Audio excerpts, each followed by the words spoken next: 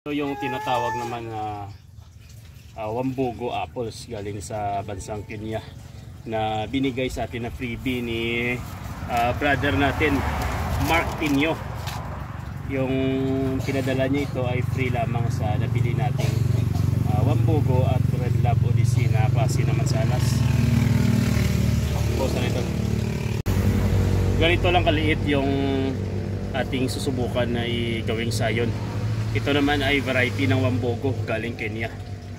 Maraming salamat pala Sir Mark Pinyo ng Nueva Ecija sa binigay mong freebies ng Wambugo cuttings na kinakailangan talaga natin i-graft.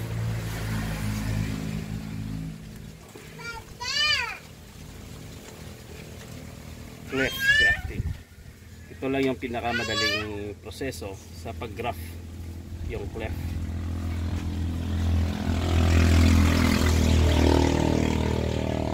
Kasi maliit lang yung kailangan natin i-cut.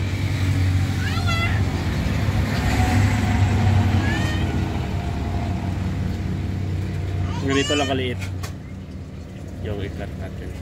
Tapos dito natin idugtong sa ating seed grown apple. Yung pinaka dito, pinaka sekreto ay yung healthy na rootstock at magandang pagkasugat ng ating rootstock.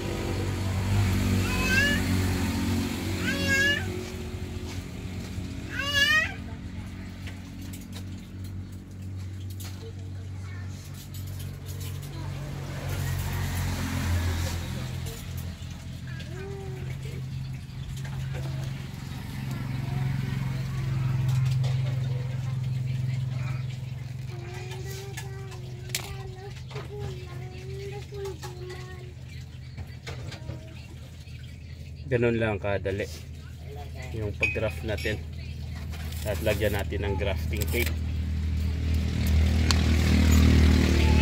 Sa paglagay naman ng grafting tape, di baling maputol o di baling masama yung mga buds nya, kasi kayang-kaya butasin ng buds nila yung grafting tape natin kasi napakalipis lamang ito. Kung wala ka namang grafting tape ay pwede ka rin naman gumamit ng smoke plastic, yung lagayan ng ulam.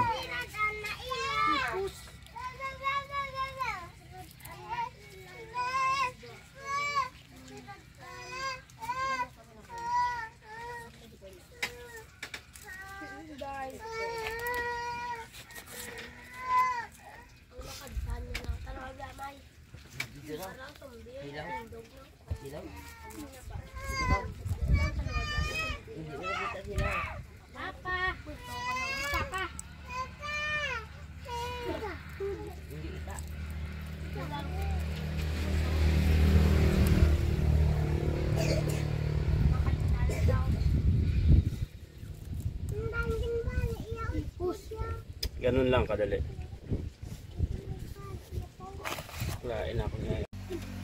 May isa pang paraan ng pag-grafting, yung kagaya din sa proseso natin kanina. So ito naman ay babalutan agad natin ng grafting tape yung mismong sayo natin. Ginagawa natin itong pagbalot para maiwasan yung pagka-dry o pagkatuyo ng ating sayon. Yung ginagawa ko naman dito, babalutan ko na dito siya sa pinakadulo. Babalutan natin ng grafting tape.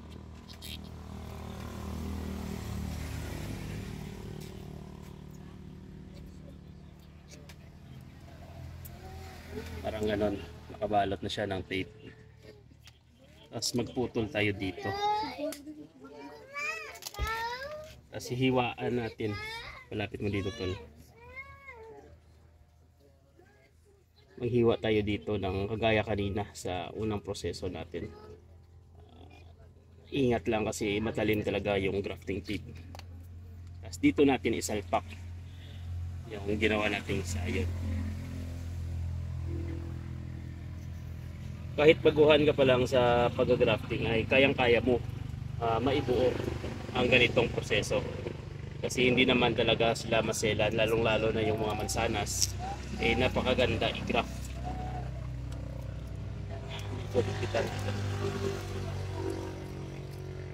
Sa paghigpit natin, dapat lagi nating i-check na tumama yung cambium layer ng mansanas o yung sayo natin sa rootstock. Dapat nakatama sila. Huwag kayong mag-alala na matatabunan yung mga buds ng ating cuttings na mansanas sapagkat kayang-kaya yan na butasin pag na-germinate na ang yung mga buds. Ganun lang kadali.